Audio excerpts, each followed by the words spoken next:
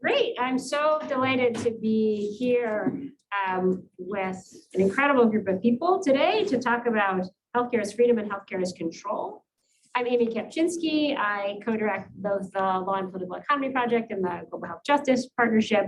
And this is the final event in a series we've had ongoing this year about care, health, and political economy. And today's panel, I'm going to turn over in a second to Karen Tani, who's going to be our moderator. And fortunately, we've got some folks here in person.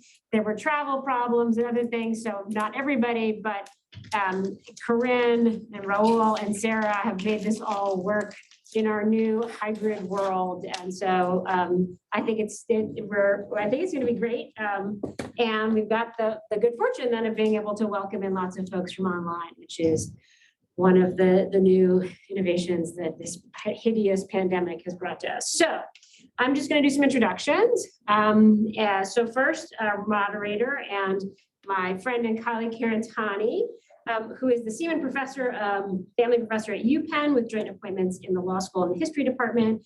And I first came to know Karen as a scholar of welfare law and also now does very interesting work on disability and is also very interested in rights discourse, the administrative state, and is thinking about now how the Pennhurst case, a celebrated legal victory for disabled and institutionalized people, helped to entrench a conservative vision of federalism. And then on your screen in front of you, we have Jasmine Harris, Professor of Law at Penn Law School, who is also one of the foremost experts in disability law, anti-discrimination law, and also thinks and writes about evidence. Her work examines the relationship between law and inequality, with a particular focus on law's capacity to advance social norms of inclusion in the context of disability. And her recent scholarship includes explorations of how law schools treat disability institutionally and pedagogically. And then we've got Jamelia Morgan, Assistant Professor of Law, beaming into us from UC Irvine Law School. Her work focuses on the intersections of race, gender, disability, and criminal law and punishment. And so her scholarship and teaching examine the development of disability as a legal category in American law, disability in policing, overcriminalization, and the regulation of physical and social disorder, and the constitutional dimensions of the criminalization of status. Recently, her work has analyzed the treatment of disability within Fourth Amendment jurisprudence. And then we've got right here in front of me, Nick John Ramos, Assistant Professor of History at Drexel University, who does really wonderful work that is bringing together through a historical lens, feminist, queer, and disability studies with political economy, Black studies, and Latinx studies to examine the relationship between race and medicine. He's currently working on a book investigating the history of King Drew Medical Center, an iconic public hospital built in Los Angeles after the 1965 Watts uprising, tracing how local city and medical authorities become complicit in the building of new non-medical institutions like a modern Skid Row, expanded prisons, and enlarged police forces. So thank you so much. And Karen, please take us away. Hi, welcome everybody. It's my pleasure to moderate this conversation. I'll first introduce myself. I'm Karen Tani. I'm an Asian American woman with short Black hair, wearing a green dress and brown eye makeup. I'll tell you a little bit about how we're going to proceed. So each of the panelists has planned about 8 to 10 minutes of introductory remarks revolving around the themes of today's event. I then have some questions that I have in mind, and then we'll kick it over to Q&A from you all, and I will be monitoring the Q&A function to see what kind of questions come through. Our order is going to be Professor Ramos first, who's going to share a PowerPoint presentation, and then we'll go to Professor Harris, and then to Professor Morgan. Oh, awesome. Okay, so I'm going to share my screen. I'm wearing I'm Filipino American, queer, and wearing a red mask. I'm going to share my screen.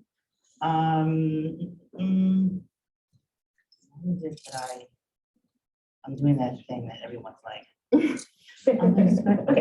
Okay. In February 1965, hoping to change the civil rights movement's emphasis on integration, Dr. Sol White, a Black pediatrician working in Watts, sought to place a stake on a potential gold mine on the eve of Medicare and Medicaid's implementation by attempting to certify a plan to build a Black private hospital in Los Angeles's poorest Black districts.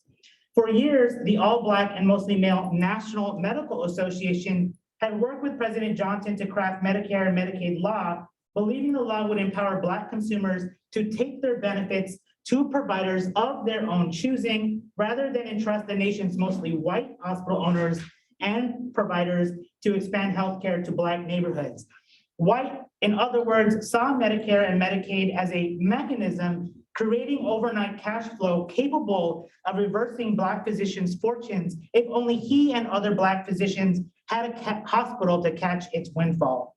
Finding White did not have the capital to build the proposed hospital, and believing Black residents already enjoyed access to a number of private hospitals, however, the California Hospitals Council rejected White's proposal.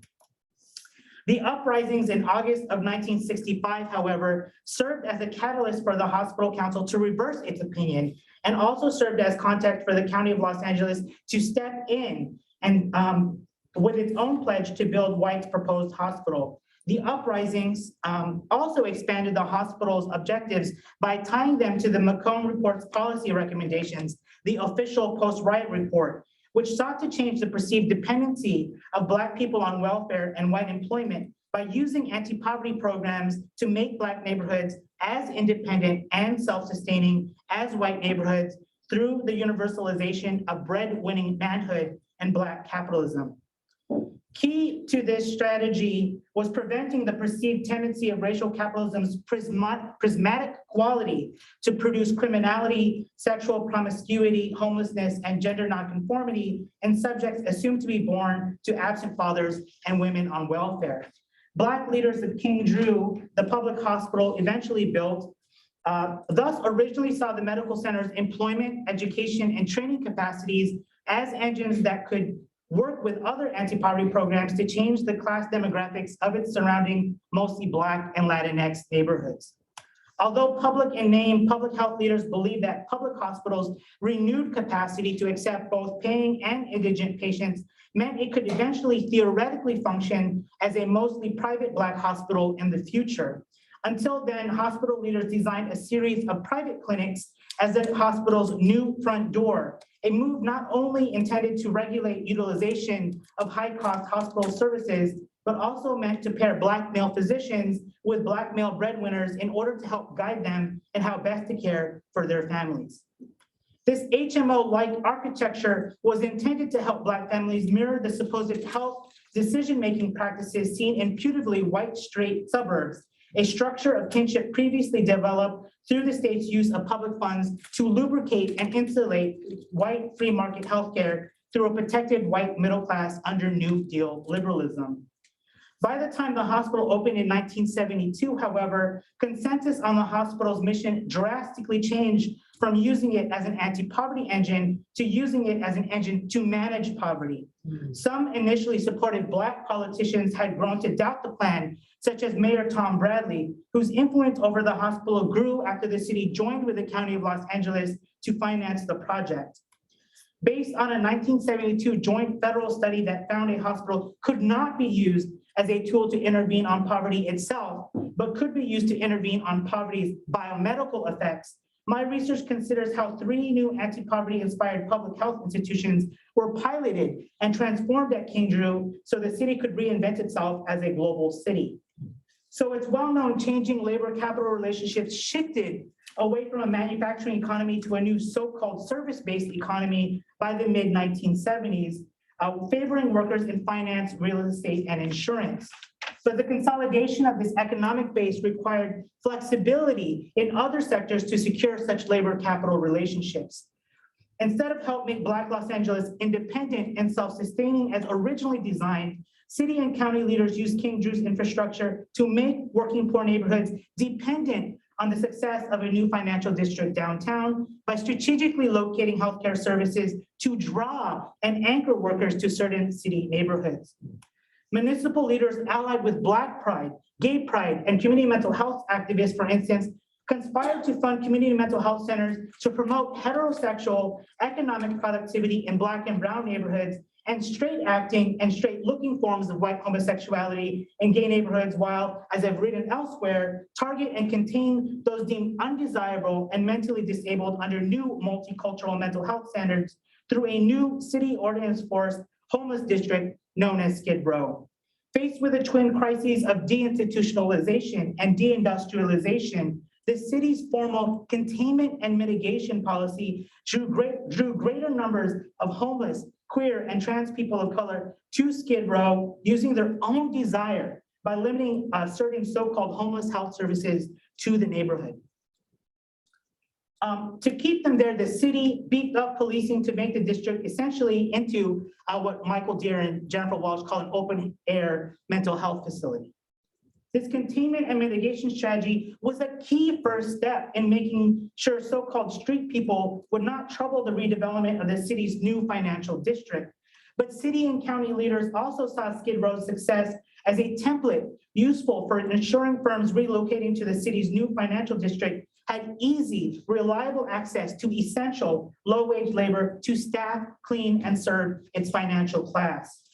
Fearing economic stagnation was leading to population decline like Detroit and St. Louis, the County of Los Angeles strategically constructed comprehensive health care centers in near downtown neighborhoods to keep its working poor populations from migrating. Instead of use them to support breadwinning manhood per se, my research shows municipal leaders designed them to push women on welfare back into working motherhood, a tactic which supported the city's overall strategy to secure janitors and garment workers in its newly redesigned financial and garment districts.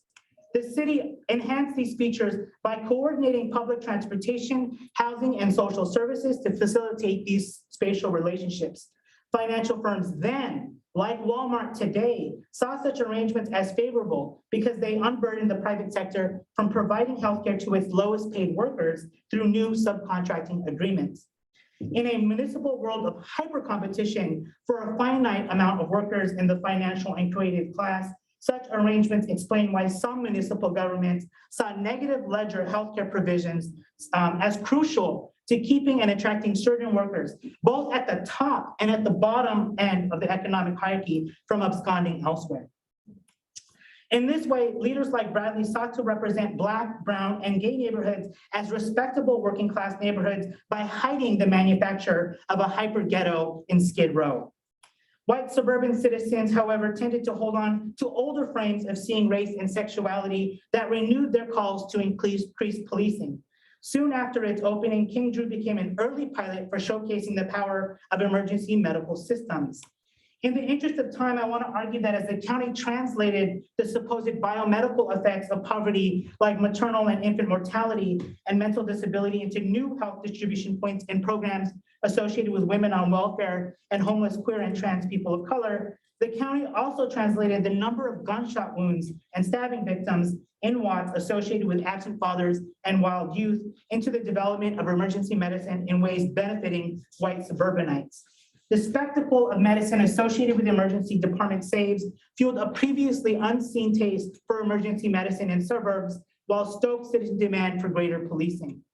I'll end by just saying that the infusion of state money into healthcare has always worked in service of insulating and protecting certain forms of real estate and free market healthcare.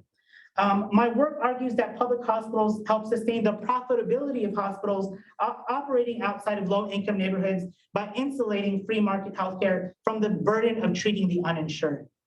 All this reveals that healthcare in the US is not necessarily about getting people to health, nor simply about the productivity of direct transactions between providers and patients. But as I have suggested here, how these relationships help manage larger political economic processes embedded in ideas of privacy and real estate. In this case, expanding healthcare services to populations once excluded through the processes of settler colonialism, Jim Crow segregation, and toxic homophobic patriarchy shows that healthcare policy is not just better understood as labor policy, but that its pre-1965 development produced desire for Western medicine that ended up extracting labor from many of these same populations after 1965 in exploitative ways, a process not so different from the forms of predatory inclusion discussed by scholars such as Cheryl Harris, Kianga Yamada Taylor, Mercer Baradaran, and Destin Jenkins. I'll just stop there. Thank you. you so much for that. Let's transition to Professor Harris. Thank you, Professor Tani, and thank you everyone for coming today. I just wanted to thank the LPE project and Amy, Corinne, Sarah, and everyone there. So I want to start also by describing myself. I am a Latina with brown hair and brown eyes. I'm wearing glasses and a brown shirt and a black blazer. One of the reasons we do this is as a universal design, so that if there is someone who is blind or sight impaired or low vision, that they in fact can access the content completely. So thank you for that. I want to start by also talking about the two core insights I'll share with you today. The first is that social norms will continue to limit the remedial reach of disability law, but that social norms are so important for how we understand social justice and getting to the place of disability justice that many on the panel will talk about and Nick has already talked about. So just to start, this is about healthcare. So one question that was posed to us was, how does disability interact with healthcare and what's the relationship with LPE? And I think you can break down just the word healthcare and see some of the most obvious iterations. The first, what does health mean? Health is very norm dependent, as Nick's presentation showed us. It's intimately driven by existing neoliberal or capitalist values of productivity and independence. Second, the health and illness binary has been used as a tool of subordination to exclude people, in particular Black and brown people, and especially those with disabilities at the intersections of Black and brown. For example, the most clear example that we see as a historical matter is the public charge rule in federal immigration law, which excludes people who are expected to rely on public benefits. That includes health care. And yet, as I hope you'll take away from this brief introduction, health care is part of justice. It is a critical aspect of understanding anti-discrimination law and making anti-discrimination law effective. Also, the concept of disability and health care is intimately tied to eugenics. We know that eugenics is much, much more than Buck versus Bell in 1927. We know that modern iterations have overt racial overtones, such as the Mexican women who were forcibly sterilized in Los Angeles County Hospital. We also have the Puerto Rican women in New York and on the island who were seeking medical care, and in the process of seeking that health care were involuntarily sterilized. This is not something of the past. We also see this very present in, for example, the Irwin Detention Center in Georgia, the allegations of compulsory sterilization of Latinx women in that immigration detention facility. That is about 1.5 years old. That's a pretty critical example of where race, disability, and this notion of productivity and who's going to be a productive citizen interact. The other piece I wanted to talk about is care. So understanding what is care, I want you to consider the way we think about care versus community with respect to disability. When we understand community, we see it as mutual support, interdependence, something that's often celebrated but hidden, seen as reciprocal, the reciprocal work that's done between family and friends, maybe not even considered work, the reciprocal activity. However, when we understand this same activity as care, it's often one-directional. It's viewed as a burden, a family responsibility in the first instance, devalued as a form of labor, and pure dependency. So one way to think about this is to think about this as, think about a friend who drives another home from an event. If both the driver and the friend are both non-disabled, this is seen as a rather ordinary non-event, just two friends supporting each other. Now imagine the driver is non-disabled and the friend is a person with a disability. This mere act is now transformed into something to celebrate. It's help, it's care, it's benevolence, a good deed, caring for someone in need. What about the scenario where the driver is a person with a disability? Let's say a wheelchair user, and the friend is non-disabled. Then you get the other end of the continuum, an extraordinary event where the disabled person is performing a non-normative act. They're seen as what is called a super crip inspiration porn. Either way you see disability and you add it to the equation, an ordinary everyday life activity becomes something different. But the core problem here is that the way we understand disability in society is as a negative, is as the opposite of productivity, as individual deficit. And so I'm encouraging and I'm hoping that this conversation will get into conceptions of care and how we value care itself. Healthcare is critical to the realization of disability justice. With the built world, programs and attitudes, they're all designed and perpetuating ableism as your norm. People with disabilities often shoulder the burden of self-accommodation just to live their daily lives, to move in the world. Consider, for example, rights under Title I of the Americans with Disabilities Act that prohibits discrimination in employment. That's a necessary part of justice. But if the disabled individual cannot live in an accessible, affordable house or apartment, or they don't have access to health services, or they can't get ready for work in the morning because they cannot afford personal care or accessible features in their home, and they don't have an accessible car or access to accessible transportation, then the prohibition on disability discrimination in the workplace is an empty right. It will go underutilized precisely because the individual cannot even get to the workplace. So healthcare is a big part of this. And so modern movements like Don't Touch My Medicaid, Hands Off My Medicaid, to protect health and community-based services is critical for people with disabilities to avoid going into institutional settings like nursing homes or psychiatric facilities like Nick has talked about, like like Karen Tani's work on institutions has discussed.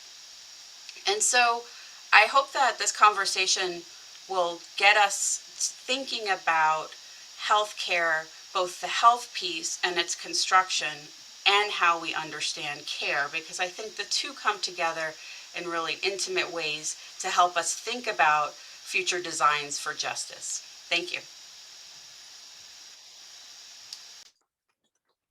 Thank you for that. And now introductory remarks from Professor Morgan.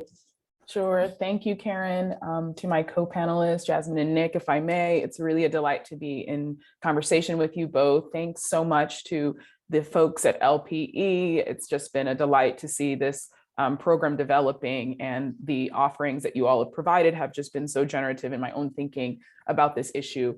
So I guess I want to pick up with some of the conceptual framing that Professor Harris surfaced, and to think about the title of this discussion, Healthcare as Freedom, Healthcare as Control. I'm going to focus on perhaps the healthcare as control portion in just my introductory remarks, given my work and thinking and interventions as someone that thinks about and studies policing and criminalization, and brings in insights from disability studies and critical disability theory to understand the subordination of disabled people through our criminal legal system. In my work, I've identified that one of the ways in which disabled people, I'm sorry, one thing I forgot to do my image description. So I want to start with that. I got ahead of myself. So I'm a Black woman, I have braids in my hair, and I'm wearing a, I guess, mustard colored dress, because it's about 80 degrees outside in California. Again, that's really important, as Professor Harris mentioned, for access needs. So apologies in advance, and my pronouns are she, her. All right, so when we think about like the issues of criminalization, and particularly the disparate harms that people with disabilities or disabled people face, I think we also have to think about these issues as in large part reactions to the failures of political economy, like the failures of states to invest in community-based services, long been critiqued within disability rights movements. Growing out of the period of deinstitutionalization, there were a set of commitments made, right, to invest in communities and community-based mental health services. And instead, what you see is a failure to make good on those commitments, and a tracking of people with disabilities into carceral spaces, by which I mean not only prisons and jails, but also psychiatric facilities, locked in psychiatric facilities, and into kind of large or smaller congregate facilities that are tasked with meeting their needs, and in ways that don't account for their abilities to live independently. And so in many ways, the goals of deinstitutionalization haven't been fully realized in the common accounting, and what we see are sort of the tracking of individuals into the carceral state. Of course, scholars like Liat Ben-Moshe and Bernard Harcourt have sort of troubled that account, and so it's not a one-for-one, but it's again to kind of help us think through what are now being framed as sort of problems of the criminal legal system, as indeed problems reflective of the failures to invest in a robust healthcare system. And also in my specific remarks, I'm going to talk about sort of mental health and crisis services. Okay, so in my current work, I'm looking at how a SMI, or serious mental illness diagnosis, or the label, if you will, of being in crisis, because it could be a label, it might not actually be substantiated or confirmed by the individual who is on the receiving end of that label, how that becomes a pathway into punitive care, punitive treatment. I'm within like a group of scholars that are kind of thinking about how hospitals and clinics are involved in constructing patients as posing threats, and therefore developing a set of justifications for interventions by law enforcement. So scholars like Sunita Patel and Jisung Song, my colleague here at UC Irvine, are kind of thinking about how, again, doctors and physicians and nurses are a part of both sort of tracking and labeling patients as posing threats that are eligible for interaction with police in a part or as part of providing medical and mental health services. And so Professor Patel in her work show that within the Veterans Affairs hospitals, what you see are actual record keeping metrics that tag patients as disorderly, disruptive, and these literal tags, whether they're red flags or yellow flags, then become part of a justification for bringing in law enforcement to respond to what in many cases are manifestations of untreated disabilities. And so I think it poses a problem for disability rights activists, in the sense that we have to grapple with the forms of criminalization that are occurring within sites of care, instead of simply proposing that care as an alternative to policing is the solution. Because again, there's this nexus that scholars are currently surfacing. The other thing, so again, there's this kind of infrastructure of surveillance and punitive care within the hospital. I think also the other thing that I wanted to surface is sort of what I see, and many scholars see and activists see, as sort of the punitive solutions to the quote unquote public health problems or private health problems in some sense. And so at top of mind are the care courts that Gavin Newsom just proposed here in California, And I know Professor Harris has spoken out against them. There's been lots of activism and response from disability rights. But essentially, and I think some of Professor Ramos's comments speak to this, but we're in a current moment where there's an accessible and affordable housing crisis. We have individuals who are living on the streets, and instead of seeing this as sort of a human tragedy in response to what have been divestments from a social welfare net for generations, the response is to clear the streets, whether it's through sweeps that are conducted by law enforcement, or in this most recent proposal dubbed care courts, to force people to access into accessing mental health services through a kind of a coercive model that entitles them to little civil liberty protections and civil rights under the guise of getting them off the street and into care. And I think in response to the proposal, the governor suggested that this was an immediate solution to a pressing problem and that he would worry about civil rights later. And so in this particular model, the individual will be looped into something like 12 months of coerced care. If they are unsuccessful in completing that particular course of care designed by a multidisciplinary team of quote unquote experts, they can be stepped back into the criminal legal system if their first entry into the care court program was through arrest, if it was through a family or relative referral, or a referring physician or clinician, they can be stepped back into what we refer to in California as civil commitment or conservatorship. And so it's again, a coercive response to this problem of people being in the streets, unable to access care. And again, the label of crisis imputed on top of the problem to justify this emergency coercive response.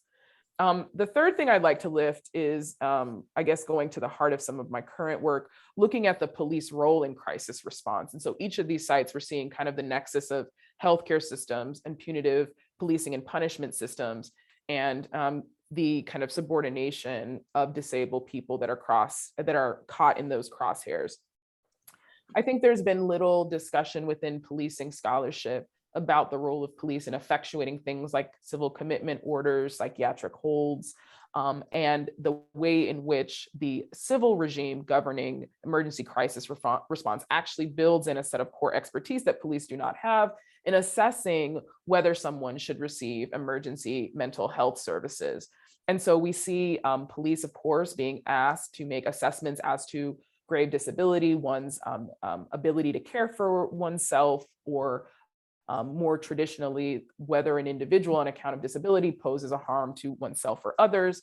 And so these, I argue, are not just determinations as to threat, they're determinations that are in part related to sort of one's underlying disability or mental health condition. And so they're medical assessments that indeed should not be determinations that police are solely tasked with making. In certain jurisdictions, police can be the only conduit or the main primary conduit in most jurisdictions to emergency mental health services. And so in many ways, they're being sort of constructed as first responders or as having adequate training in making what are medical determinations without, again, having that set of core expertise.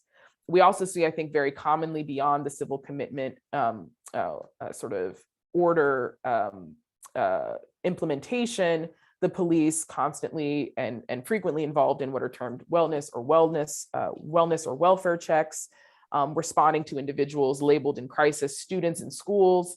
And so again, my current work is trying to unpack the various discretion points that police have and what they have been granted to really critique a system where, again, assessments as to health needs, assessments as to disability accommodations are being made by law enforcement as opposed to medical professionals, and certainly without involvement from the individual experiencing or being labeled as being in crisis. I think the last couple things that I want to note is this notion, again, of the manufacturing of crisis as a part of a way of justifying these vast intrusions into the lives of disabled people, violations of their civil rights and civil liberties. I think in the policing context, in some of the high profile tragic cases that we've seen, we can actually see the constructing happening through the use of medical records and documentation that have been used as a basis of justifying the use of force that are deployed against people in crisis. And so I guess in a more poignant example, the case of Daniel Prude comes to mind, who was a Black man with psychiatric disabilities experiencing a mental health crisis. The Rochester Police Department responded and actually put a spit hood, what's termed a spit hood, over his head, and he suffocated. The use of force was justified, at least in police records, as a response to resistance to treatment or resistance to detention that Daniel Prude was exhibiting. But in the police report, one of the things that you note is sort of the notation by one of the supervising commanders to quote unquote make Daniel Prude a suspect. And so the actual designation is make him a suspect. And that kind of goes to a lot of my thinking around what I see as sort of the disciplining of disability and the use of the sort of healthcare system as a kind of a pathway into such disciplining, and how readily that disciplining can be deployed when disability appears in the bodies of racialized persons, is kind of thinking through and unpacking how the broader structural crises sort of facilitate that kind of disciplining. And when I think of the broader structural crisis, again, like this accessible and affordable healthcare crisis that housing crisis, I keep saying that, that's pushing people into public space and pushing jurisdictions to respond punitively as sort of a knee-jerk response to this quote unquote obstruction of public space, as we can see in major cities. We're also seeing that the kind of failure to invest in, again, a robust social welfare infrastructure is, again, kind of uniquely, although not exclusively, creating conditions where disability may be policed and criminalized in ways that I think harken back to some of what Professor Harris said, the eugenics period, or the kind of policing of disability in public space that we see in the period where ugly laws were enforced in American cities. And so again, like just trying to bring together like the disparate discussions, whether it's in mental health law in particular, or the policing literature, kind of conceptual frameworks for seeing the unique subordination that disabled people are experiencing, I think is going to be important if we can truly, or if we are going to be able to truly surface this sort of healthcare as control framework, and then of course identify a set of solutions that can undo the entanglements of sort of carcerality and health care access that we can see characterizing much of our systems today.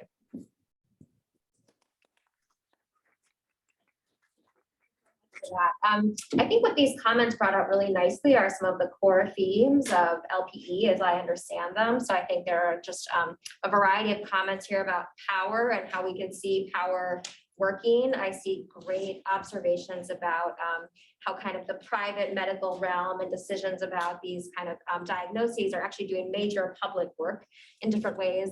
One thing that I want to see if we can get folks to speak about more is capitalism, actually, and the imperatives of capitalism, or perceived imperatives of capitalism, capitalism's effects and how that's affecting the what you're seeing. So, for example, Professor Morgan, when you talked about the affordable housing crisis, right, and the follow-on effects of that.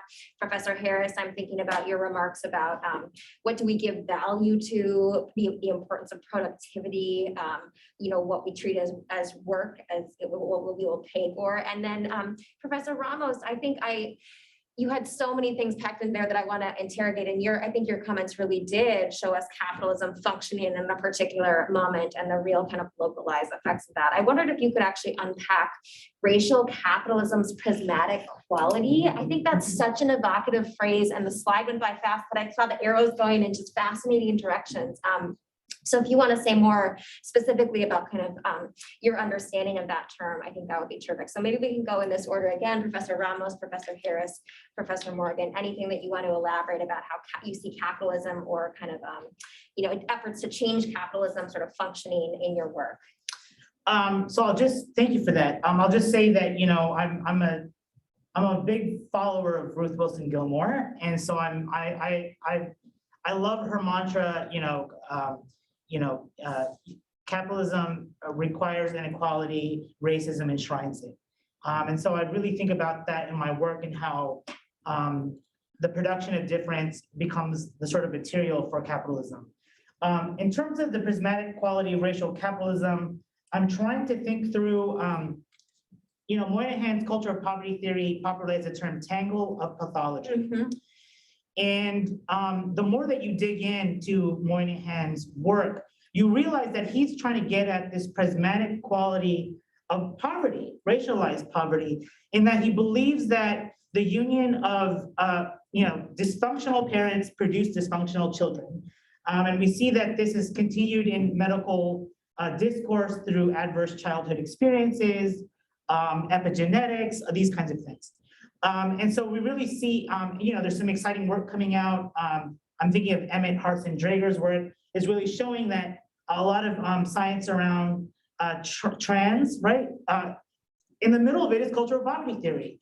So what I'm trying to unpack there is a kind of way to think through the tangle of pathology that Moynihan at first wants to eradicate and universalize through breadwinning manhood, but then becomes a sort of fodder to think about, we've built all of this infrastructure, what do we do with it? And that's why I sort of think through what Ruth Wilson Gilmore is talking about when she talks about somehow surplus labor has to be made productive for political economy. And this is to get to the anonymous attendees' question about emergency medicine. This is the other side of prisons and policing, which is how do you convert the number of gunshot wounds and stabbing victims in a neighborhood into something useful for quote unquote the society. This gives a new product essentially for healthcare consumers who just only had clinic care and hospital care into essentially what is a super acute hospital sitting within an already acute hospital.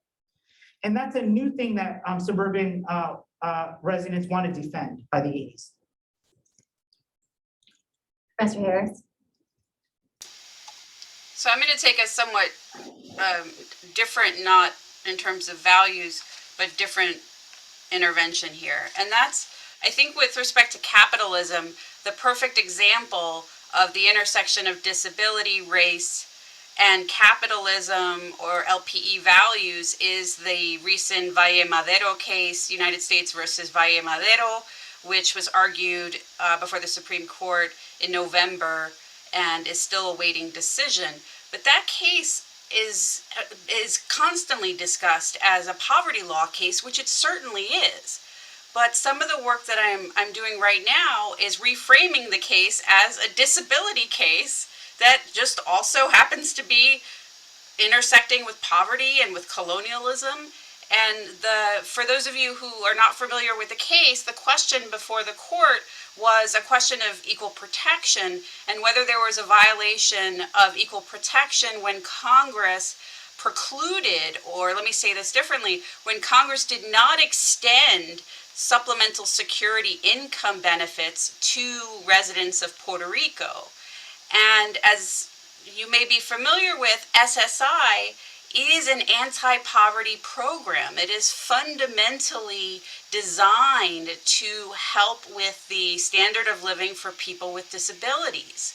And so, it's interesting to watch this case and to listen to oral arguments and to hear the questions, including, underlying this whole case is the question of the insular cases and the status of Puerto Rico vis-a-vis the United States. And it's underlying this case, but the justices want no part of it. They don't want to touch that, and so I think when we talk about this case, we have to remember that Mr. Valle Madero was a disabled person in New York who received Social Security benefits, and then, given the sort of transience of Puerto Ricans from the mainland to the island, like that, he went to Puerto Rico to care for a family member, a sick family member, and he was not entitled to receive Social Security benefits when he was on the island. And so this resulted in an overpayment. And essentially he was charged, $40,000 plus upwards of $40,000. And this was not a test case. This was a case that had real consequences with a real plaintiff, in the sense that it was a problem that came to light, right? It wasn't by design that this case came to be. So I think, it's important to see this vis-a-vis the movements that you see happening in the United States to increase federal income support levels, to remove the caps on Social Security, and all of the advocacy around the incredibly limited and repressive income caps that place people with disabilities between a rock and a hard place. They are discriminated against for not being fully employed, but if they are fully and gainfully employed, then they are penalized and they lose their health care. And going back to my opening remarks, the relationship between health care and social inclusion, economic inclusion, political inclusion is so important. And so I want to kind of show that the people on the island of Puerto Rico are clamoring for the very limited benefit of Social Security, of supplemental security income, while folks here in the United States are challenging the very poverty-inducing limits that it has. And so it is all connected. I think that's so helpful, and also surfaces the fact that the definition of disability in those programs is very much based on what the labor market needs and wants, right? So I think that's just a really helpful intervention. Professor Morgan. Yeah, I'll just add like a few things. It's I think it's an important question, and I think I am, like Professor Ramos, relying on Ruth Wilson Gilmore's articulations and critique of racial capitalism in my own understanding. And I think I just wanted to surface Jackie Wang's conception of carceral capitalism, which I think is really helpful in my own thinking about this problem of policing and how disability becomes a readily available category for effectuating what Wang refers to as sort of this parasitic governance model that's about extraction and exploitation of dispossessed people, and also the kind of privatized predatory lending scheme as like a new form or new mode, as Wang terms it, of racial capitalism. And so one of the things that we can see is, just I spent a lot of time sort of reading firsthand accounts of unsheltered community members and how they end up in these conditions of precarity. And of course, I think, as many know, the healthcare debt to unsheltered status pipeline is a very strong one. And I think the other thing that can be surfaced is also just the incredible organizing that's happening in abolitionist collectives to abolish debt and to kind of break the entanglements of our economy that's sort of rooted in predation of consumers that are reliant on debt in ways that they weren't before, whether it's for education, housing, consumer debt, what have you. And so I think a critique of racial capitalism, in my assessment, is important to understand how disabled people are again swept into the ultimate web of criminalization, whether the pathway is through healthcare debt, whether the pathway is through the actual policing and disability and disciplining of their disability in sites where they're attempting to access care, whether it's simply a matter of being unable to meet one's healthcare and disability needs because of unstable housing. But I think, also, I'm thinking kind of broadly of the function that disability serves in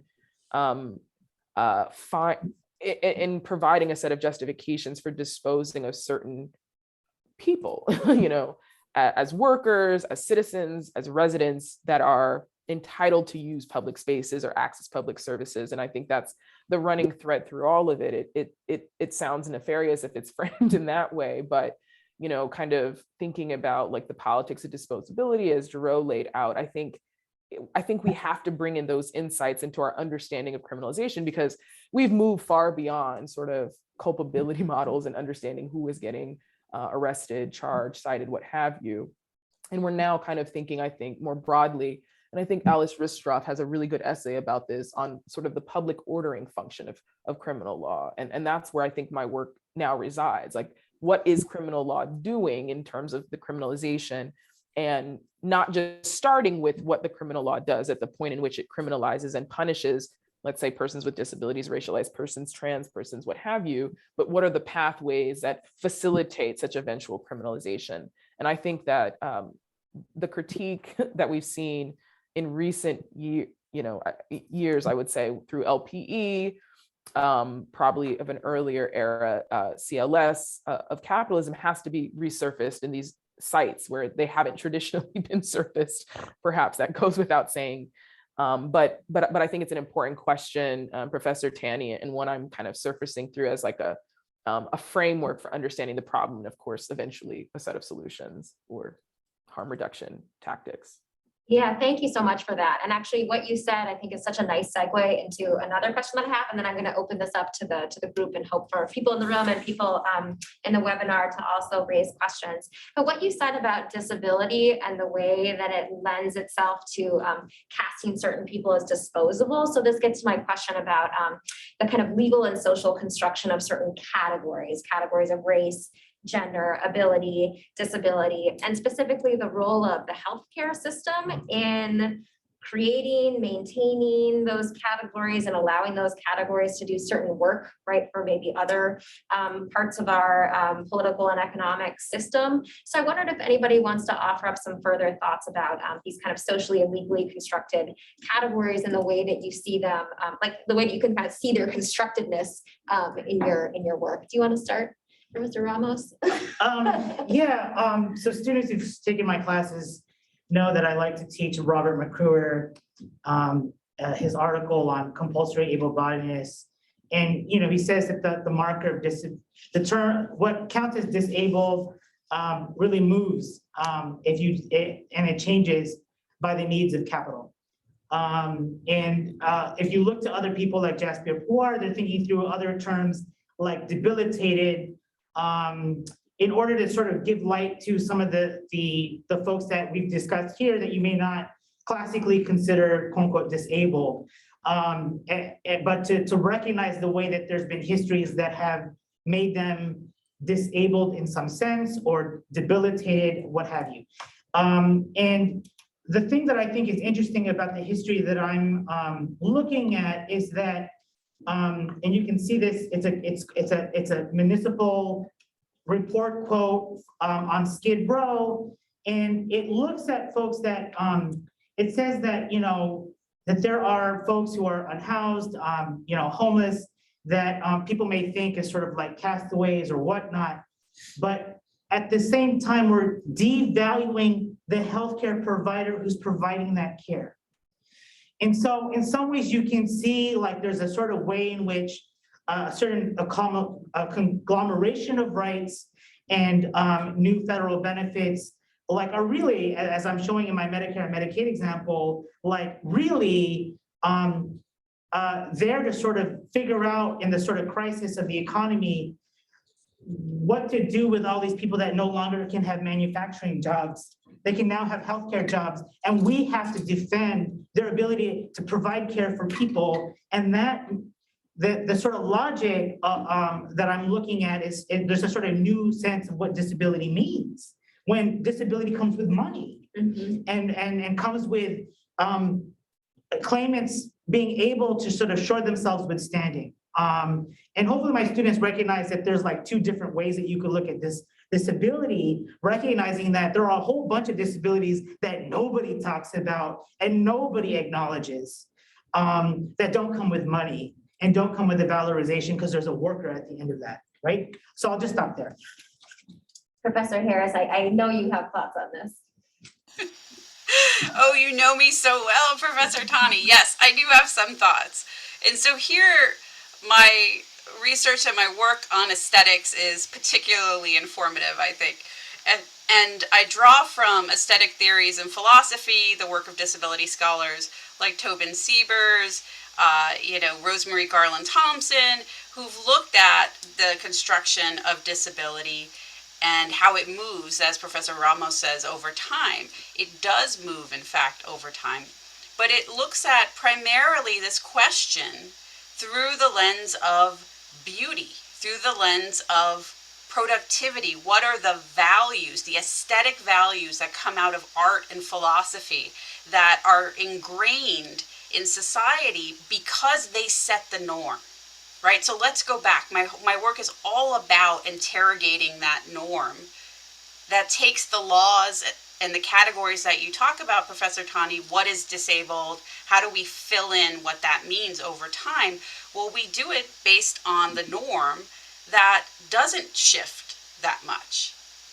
It's the non-normativity, the groups who are placed into the categories of disabled, of deviant, etc. Those are moving targets. But the norm of society remains in terms of gender, it's white, male, heterosexual, able-bodied, neurotypical. That norm, the normate, what Professor Garland Thompson calls a normate, that remains steady. And so I think there's a lot to be said for using aesthetic theory and bringing it into law, particularly because as we think about giving meaning to these categories, our legal actors are using heuristics, you could say, using existing biases, but that comes from aesthetics. It comes from what we see as beautiful, which gets mapped. You get values of good and evil and productive and worthless. And so I think there's a lot to be said in terms of thinking about shifting these social norms by learning more about the way that they've originally been constructed. And Professor Morgan, one thing I so admire about your work is the way that you especially bring racialization and sort of disablement together. And maybe you want to speak to that, or maybe you want to speak to some other aspect of the question.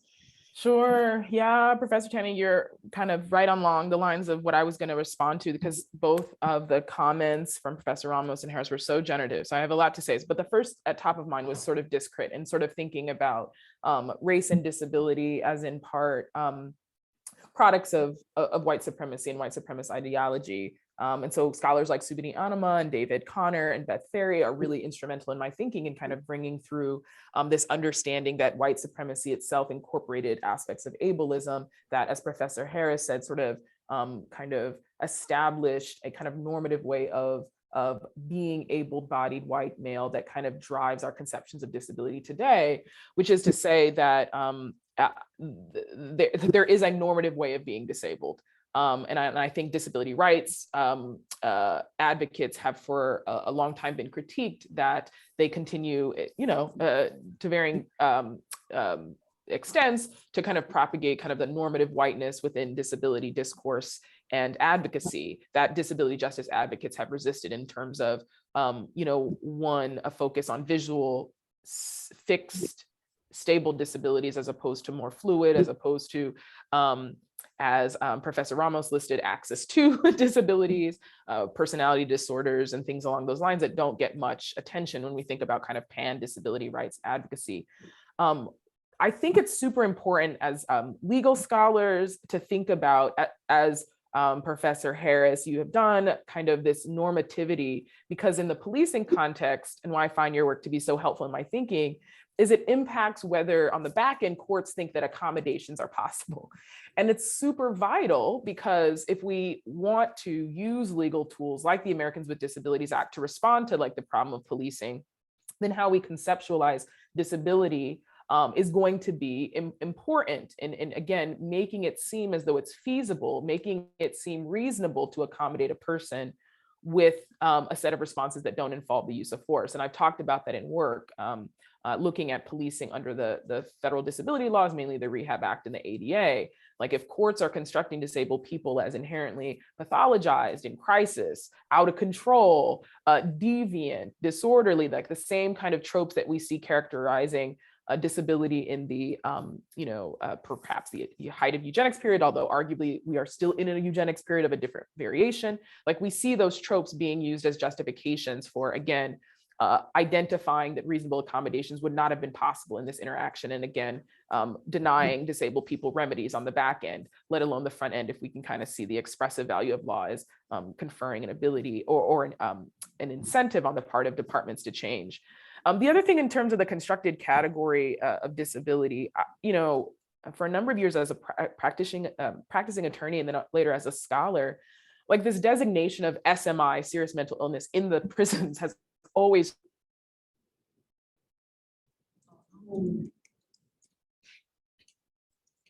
It's always at a dramatic moment. I know. Right?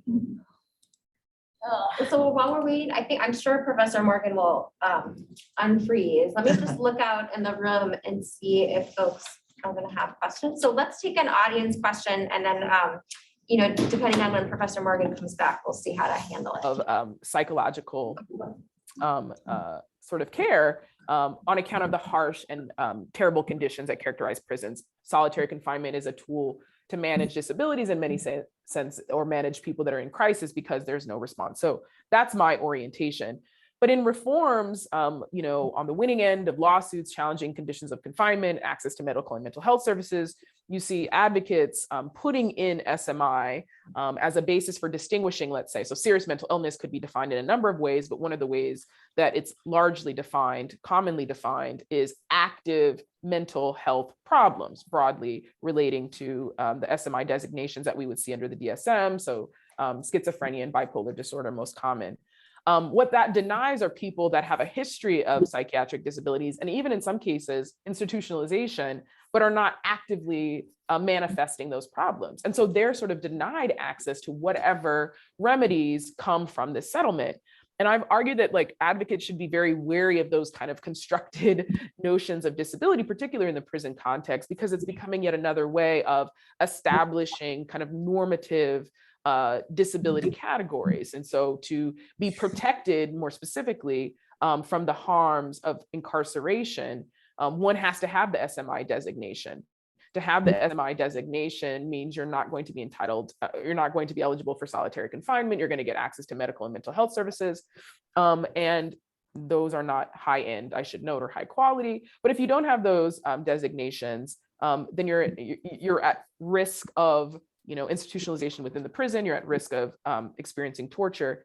And then, oh, by the way, the ways in which to establish one's SMI designation is through documentation, which, in a prison context is even more fraught given like the, terrible administration that can arise if a person changes facilities, or just like the quality of record keeping, things along those lines.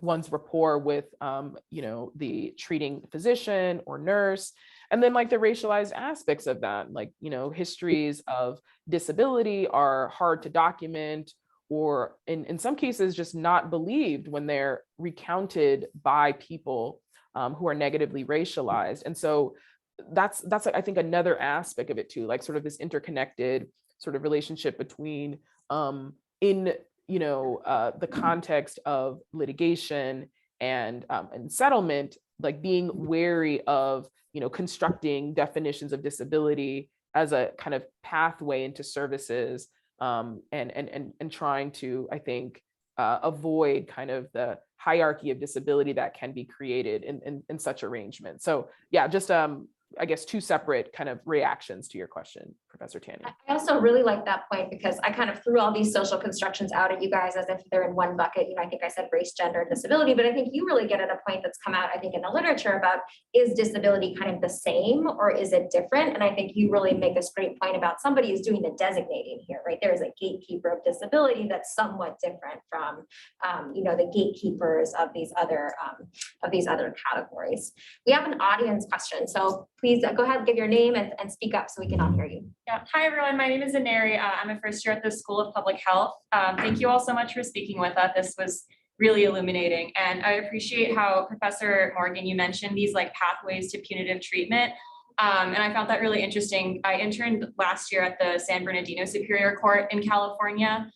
for a bit with like their mental health conservatorship cases. And so I know so many people in the judicial system are like congratulating the decision of Gavin Newsom's care courts, and they view things like alternative courts and like mental health conservatorships as like the progressive option rather than a failure to invest in communities, because like they think it's at least not like criminalizing people in the traditional sense. And so I'm wondering, when it comes to like solutions that offer like tangible community care for disabled folks and folks with those deemed in crisis, how do you shift this public opinion and like reframe the issues towards policies that don't require any interaction with the criminal justice system?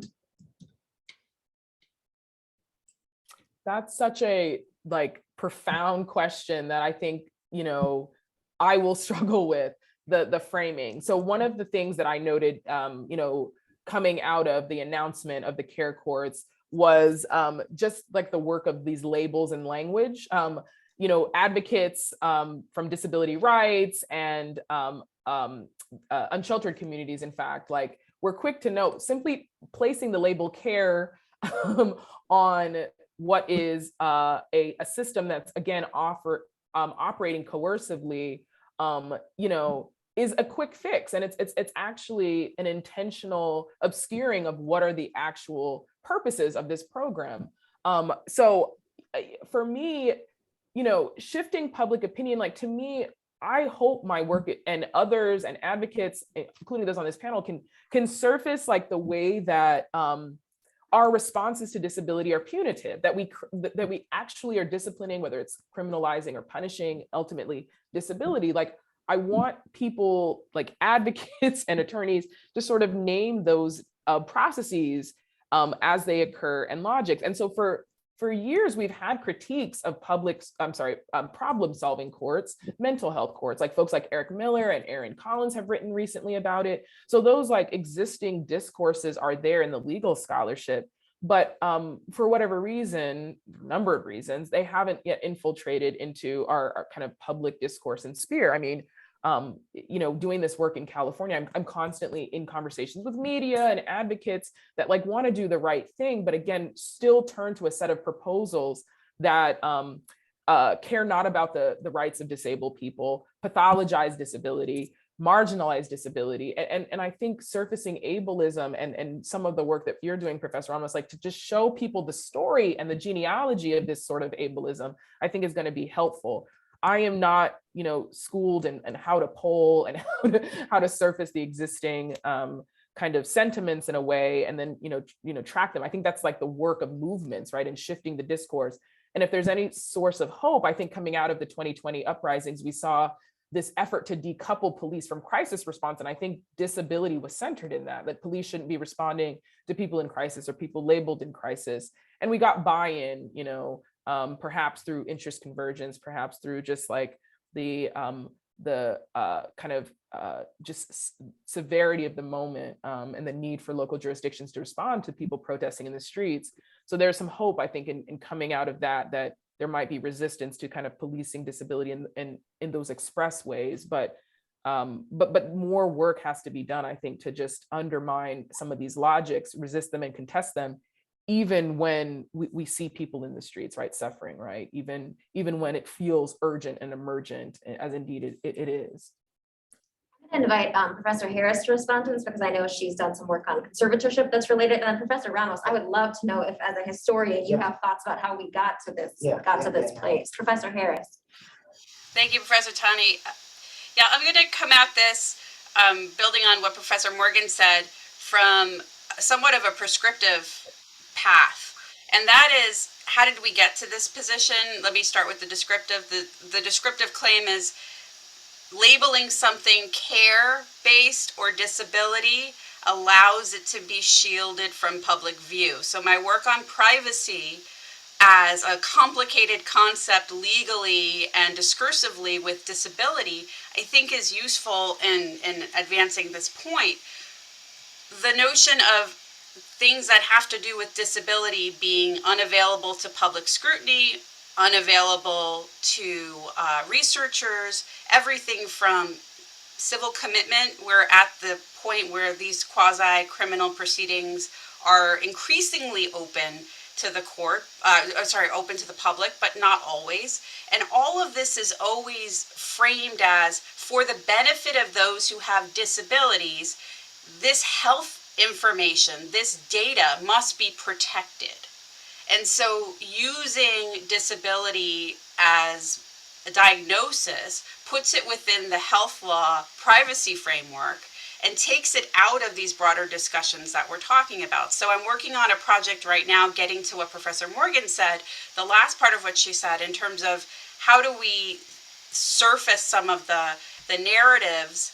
And there's a big push for data collection now, and people say, okay, yeah, we need more data in the conservatorship arena. For example, after the Britney Spears case, I talked to members of Congress, I talked to state legislators, and they all wanted to know, how do we collect data? And so my response to them was, hold on, I am a data proponent, but I think part of the problem is we're not asking the right questions. And so we need to figure out what data matters, because the only data that they're producing is the healthcare records that Professor Morgan is talking about, or the education data from the Office of Civil Rights, which is limited. So I think that there is room for, and this is the project, a longer term project I'm working on, for this participatory notion of developing what data questions matter, so that we can track what matters, right? It's not surprising that disability is seen as expendable and we don't track information. Everyone says, oh, how many people are under conservatorship? I don't know, because it didn't matter. And why? Because of the label of care. I'll just say about the sort of California stuff that's going on right now is, what's ironic is that the redesign of Skid Row as an open air mental health facility was a response to the fact that police officers could no longer do what was called mercy bookings for people that they felt were mentally disabled, right? They could not actually incarcerate them unless they had found a crime. And so city leaders like Bradley were like, what do I do with all of these people that we can either involuntarily commit in state hospitals and we can't put away in jails? The solution was an open air mental health facility that could contain people so long as they could fit on a sidewalk, okay? And the whole plan there was so that it would make the land around it, and talk about aesthetic value, the land around it able to be redeveloped, so that by the early 2000s, the most expensive real estate in downtown Los Angeles to be left to be exploited was, guess what? Skid Row. So it explains then the Safer Cities initiative that then began to quote unquote gentrify Skid Row and make it so that now you have the mayor saying, we have to reverse this policy and have a humane approach to homelessness, right? So this is actually because, again, as I'm saying, real estate relations that have a lot to do with healthcare, right? So now LA is now under a plan of dispersal, right? Like, let's get rid of this quote unquote homeless district. And in the 70s, LA was not the only. San Jose did it, Toronto did it. I mean, there's a whole bunch of literature on quote unquote homeless hamleting. And so what's interesting now is that you see all of these cities reverse its position and now have to rethink what's the new humane. And so it's interesting to me to see what the new humane has been, because it's not humane at all. And we're still at the same problems. We have a really nice question from the online community. So I'm just gonna read this for the group. So the question begins, thank you to everyone for these incredibly generous and generative conversations. My question is towards a particular place we occupy together, the law school or institutions of higher education. Moving from Professor Ramos's arguments and how construction of space intersects with the flow of white capitalist life, and Professor Harris's comments on naturalized aesthetic evaluation, I am wondering how the construction of educational institutions, spatially in terms of pedagogy, ethics, and otherwise, may be affirming control and freedom, working alongside ability and care. and or what could be different in these quote professional and intimate spaces to change the naturalized dynamics in our daily encounters. So I think what this question is doing is encouraging us to, we've thought about kind of healthcare as a site for some of these themes of surveillance and control and construction of difference and all that having to do with the way capitalism is functioning. And I think this question is kind of bringing us home in a way to think more about, these again, kind of professional, educational spaces that we occupy. So I don't know, which of you would like to address this first? I tell my students that at some point you should stop listening to me and you need to get your ass out there and do something. Because this is not the space. That's what I tell my students. I say, I can't tell you what the future is going to be, what the answer is. That's your job. We messed it up. My generation messed it up, straight up. The other thing I say to folks is that you have to realize that, like the university is a part of the political economy and its reproduction, as you know it. So what does that mean then to be, God, I'm gonna date myself, to be in the matrix and you wanna be the oracle, which is somehow this weird little program in the matrix that wants to go against the reproduction of the matrix. And I love the oracle, by the way, as I think about the oracle all the time. And this is why I think that like the single piece that's a little opaque for some readers, but really you sit with it for a long time, you get through its lyrical opacity is Fred Moten and Stefan O'Harney's The Undercommons. Because you have to steal from the university. That means stealing from the university means that there are some tools for you to do some real damage. See, I don't like saying this stuff usually because I'm on tenure track, but I'll say it anyways, right? Which is, you have to learn how to steal from the university, which means two things while you're in the university. You have to dance the dance enough for people to know that you're not stealing. And the problem is that when you're an academic like me, is sometimes dancing the dance and stealing gets blurred. And then you get wrapped up in some all weird crap about, wanting to look good as an academic, okay? Which I don't want to do. But if I do look good, please tell me. But you feel me what I'm saying, which is we have to be really clear-minded about what we want from the university, what we're using it for, and not get it twisted. But we have to be real. For those of us who choose a life in the academy, we have to reproduce ourselves in this very machine. I'll stop there. Professor Morgan, do you have thoughts on this? I have a lot of thoughts. I mean, I completely agree with what Professor Ramos says, especially in thinking about, my decision to go into the legal academy. I think that, from the site that I sit, I'm actively supporting, disabled law students as they do the important work of trying to change the professional norms that I think have long plagued our field.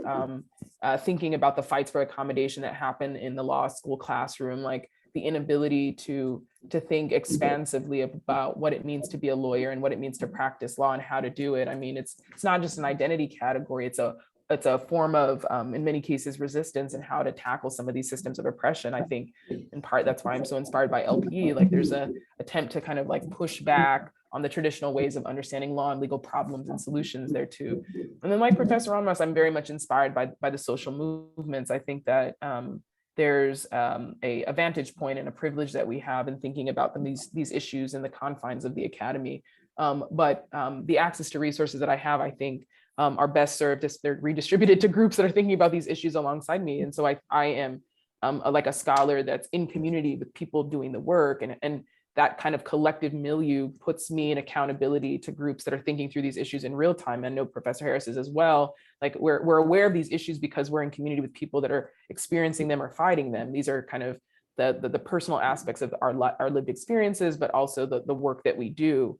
And then, of course, I'm inspired by scholars like bell hooks have talked about theory as liberatory practice. These aren't just theories that I think I write about, but I hope inform my day-to-day as a scholar, as a teacher, and as somebody that I think it sees law as one tool for kind of radical social change. And so the law school is included within that. That's the kind of the space that I occupy, my positionality, et cetera. but just it's been ignored, I think, in so much of our existing work around like disability justice in particular. Thank you. Professor Harris? I'll be brief, but I will say that I think pedagogically, I work to, as Professor Morgan and Professor Ramos said, to disrupt the traditional legal methodology, the traditional legal approach to what subjects matter, to all the way down to Socratic method, right? So interrogating the utility of the Socratic method. But I think one way that's concrete is also to look at the law school as an opportunity for thinking about universal design.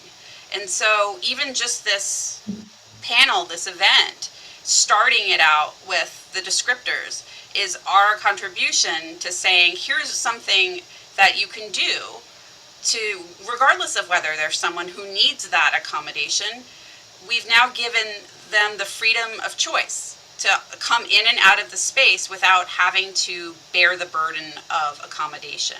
And so everything from, allowing my students to keep their laptops in class, not having a laptop in, but having these conversations about universal design with our colleagues, I think, is really important.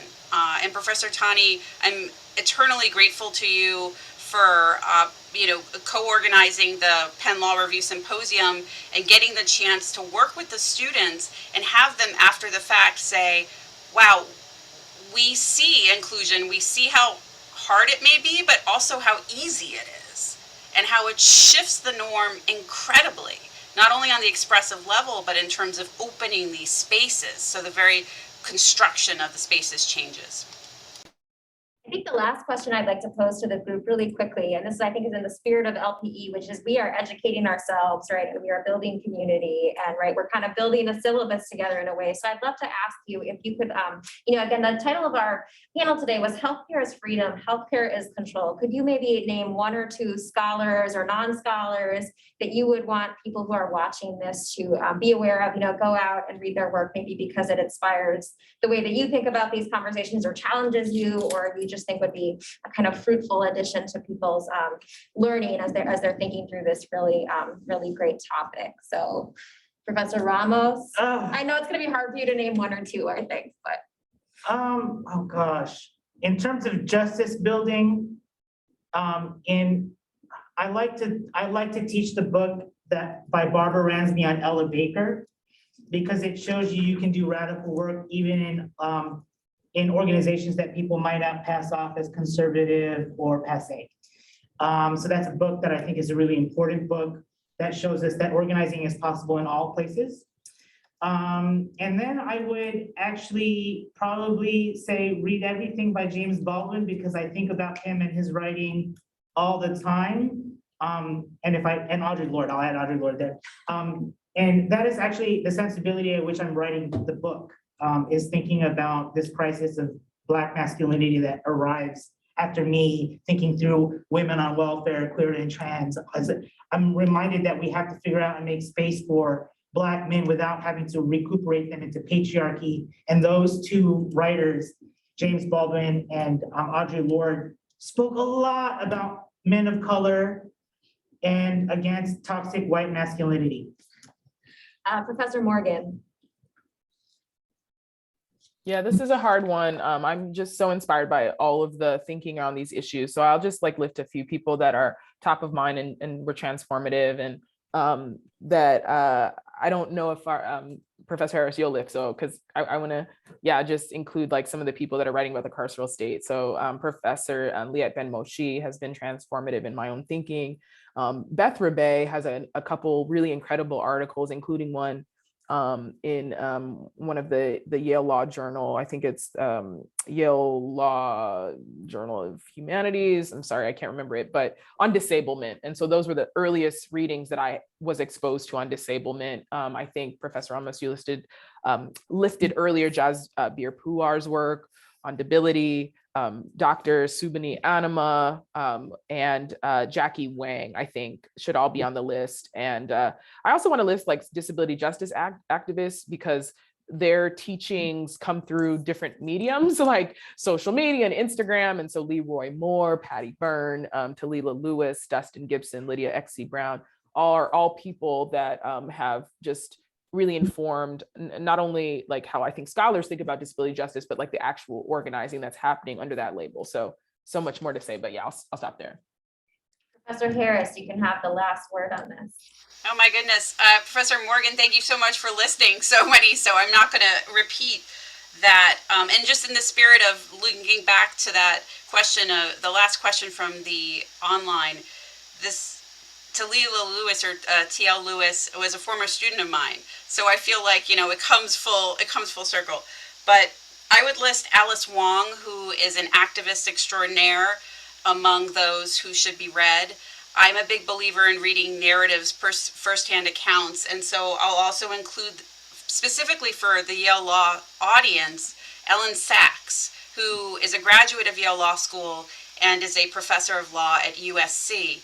And she talks about her time at Yale and experiencing her disability and what that meant to her, how she was labeled, and how, frankly, she was able to survive in many ways. So, and I hand that book out to students. I go to bookstores and used bookstores and I buy copies all the time, in part because I think it's incredibly powerful by representation to see Ellen Sachs be able to do this.